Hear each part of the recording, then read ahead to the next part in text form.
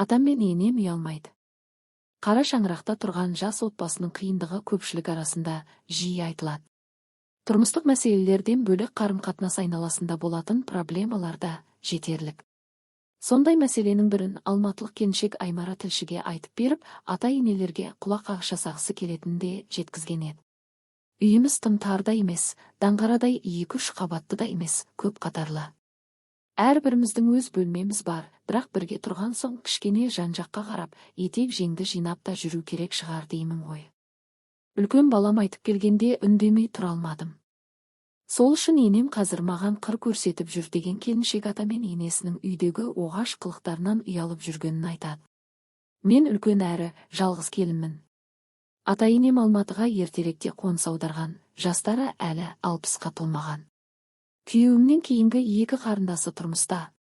Бірі 5, екіншісі 3 жастағы 2 ұлымыз бар. Жап-жақсы отбасымыз, ешқандай мәселеміз жоқ, тек мына бір жағдайдан басқа. Адам айтуға да ұялады екен. Бірақ 7 жыл бойы көріп келе жатқан соң шыдамым таусылды. Атам мен енем қашан ақылға келеді. Қашан етек-жеңдерін жинап, үйде келіннің, жас баланың бар екенін түсінеді. Бұлай ғой. Жас болған соң шығар, әйтеуір махаббаттары лапылдап тұр. Кейде түндегі дауыстарын естіп ұялып кетеміз. Ондайда күйеуім естімеген бола салады, бірақ қызарып, түрі бұзылып кеткенде бәрін сеземін. Алғаш келін боп түскенімде бір күні өзім айтып күйеуімді оятып алып, ұялып қалғамын. Қайдан білейін ондай әдеттері бар екенін. Түр ортасында сыртқа шыққанмын. Ата-енемнің бөлмесінен ыңырсыған бір түрлі дыбыс шықты. Ауырып жатыр екен деп шошып кеттім де есігін қақтым. Енемнің даусы еді. Оңаша бөлмелері болған соң бірден кіріп бармаймын ғой. Апа бірдеңе боп қалды ма десем үндемейді. Жүгіріп келіп күйеуімді ояттым. Ол маған қарап тұрды да, ол ауырып жатқан жоқ деп басын жастыққа көміп жатып қалды. Сөйтсем басқа екен ғой. Бетімнен отым шыққаны ай. Одан кейін қанша рет естідік ондай дауыстарды.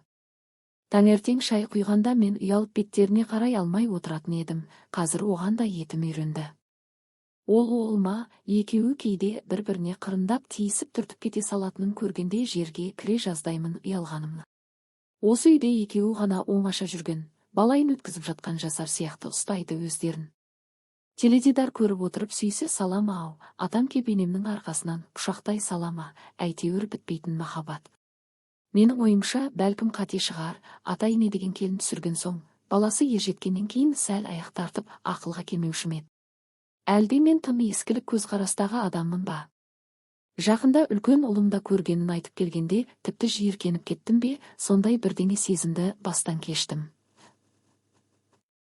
Балам атасы мен апасын жақсы көреді, солардың қасына жатамын деп жылайды.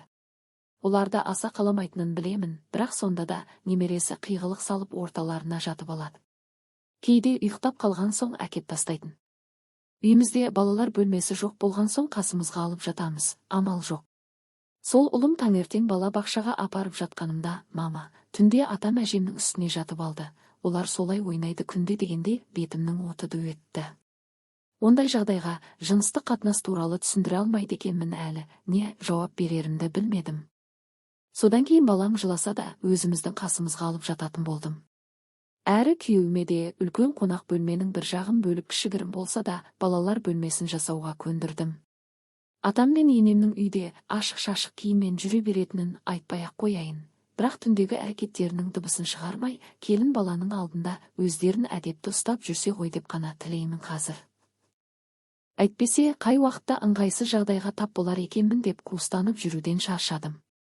Мың жерден махаббаттары ашылып тұрса да бұлар тым артық қой дейді Аймара ашуланып.